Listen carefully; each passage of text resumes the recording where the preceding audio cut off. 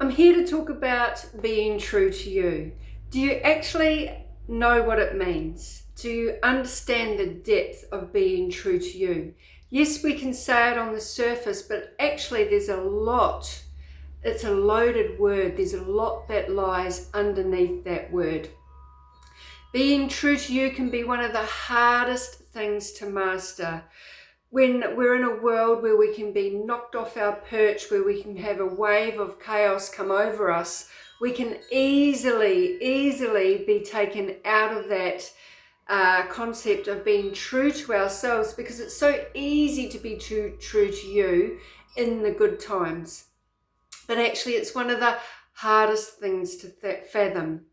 It's also sometimes very tiring. It's so much easier to follow somebody else's way, somebody else's words. It's easier sometimes to just do what you're told, in a sense. It can also be quite a lonely path. Like, nobody wants you to change. Nobody wants you to stand up and have boundaries and values. They just want you to be you, the old you, and just stay the same. So then, what does it actually mean to be true to you? And why would we even want to be? It sounds like it's a little bit too much.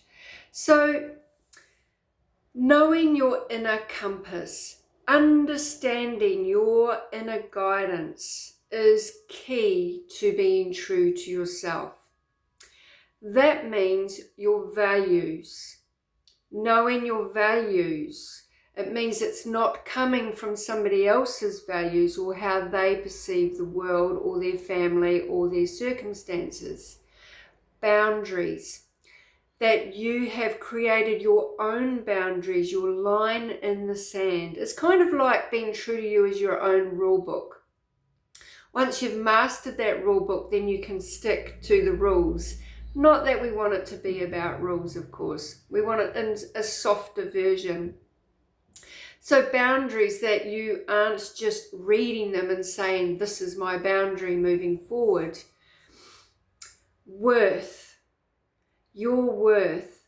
But to get to your worth, there are many circumstances and, could we say, lessons, time after time again, of low self-worth. Because when you get to that point, when you've been shown through many circumstances, through other people, through your own sayings and doings, and you go, enough, I do not want that anymore, then you are being true to you. Love. Above all, loving yourself more than loving the people around you. A very hard concept, especially if you've got children or your parents or even your pets. You must come first in this. You are the most important person in the center of your universe. Now, this isn't selfish by all means, because what it means is when your cup is full, when you are being true to yourself, putting your needs first, not in in an egotistical way, but coming from your own pure heart and gentleness, compassion, empathy, and love for yourself, then your world changes. So what this means is it takes a lot of commitment. It actually takes a lot of failures at first, and it takes responsibility and consistency. It sounds all very too hard sometimes, but it really is absolutely doable, and you can do it no matter where you are and what circumstances you are in right now. It's starting small and it's taking the baby steps. So what happens when you are true to you? Your whole outlook changes. For one, people respect you. You feel deserving because you know it. You know your inner compass. So you start attracting different people into your lives that match your frequency, your energy that you're putting out there. It can be heart expanding. It's that expansion of your own love which means you feel deep love, a deeper love. Imagine that. Sometimes we don't even have the capacity to know what that means because we've never experienced a deeper love, a deeper peace, and a deeper joy. But is absolutely part of being true to you. And when you can get into this place, and sometimes it might just be moments in waves where you are true to you and you do feel that expansion and you do feel that worth and your values mean so much to you. But what that actually can also do is it overrides, it outweighs overwhelm. Imagine that, you in your own thoughts and processes and in your own being can outweigh overwhelm, anxiety, depression, guilt, shame, all of these things, because to be true to you means you know yourself. To be true to you means you put yourself up there in the love category before you can help anyone else. It means your frequency can stay on a level where you're not pulled all the time by other people, what they need from you. Because when you don't take care of your own needs, then that isn't being true to yourself, and your world can be very overwhelming, very tiring, very draining, very guilty and shameful and undeserving. All of those feelings fit into that category of not being true to you and not understanding your own value and worth. It can actually also override financial hardships, your monetary, wherever you are at with your circumstances, with your money. Because when you're being true to yourself, you have that inner knowledge, that inner knowing that everything is going to be okay, that you are always looked after. And the reason that happens is because when you're at that frequency, you're actually starting to pull in what you need. Now, if you think that if you're not being true to you, then you're on a frequency where other people can pull on you. They want your energy. It can be energy zapping, that you're putting their needs before yours. Then financially even, this is what the reflection is within you.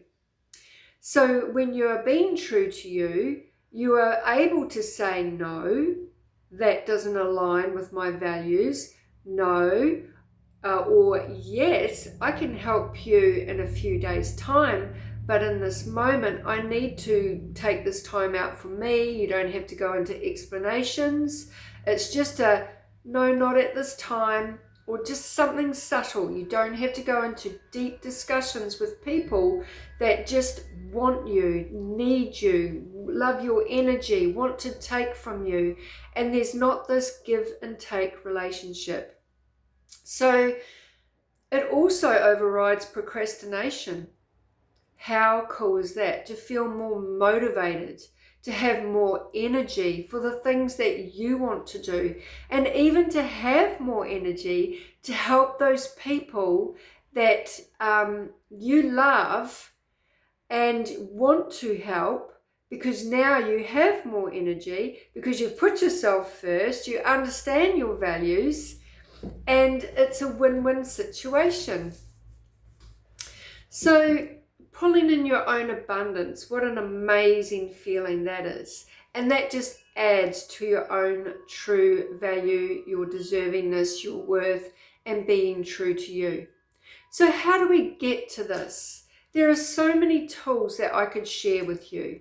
But just some of them is first taking that 5 or 10 minutes every day in the morning before everyone gets up, even if you have to get up extra early, and just sitting with yourself, asking those questions. How do I feel today? What is my body requiring? Where in my body am I feeling something? And then while you are doing that, your body is going, wow, she really cares, or he really cares about me. She's responding the way that I need her to respond to me today. Which could change even what you're going to eat, or what you're going to drink. Instead of 2 cups of coffee, you might go, oh, I'm only going to have 1 today.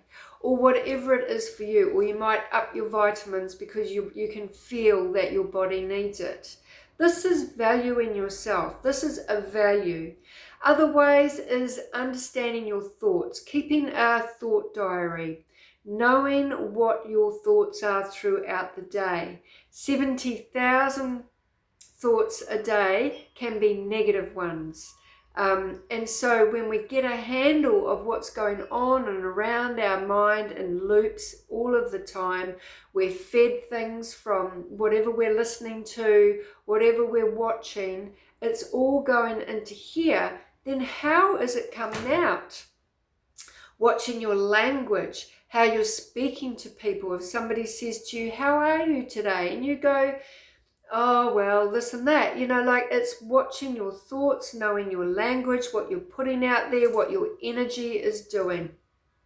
Drinking lots of water can help keep your mind clear, and finding those little moments where you can be true to you.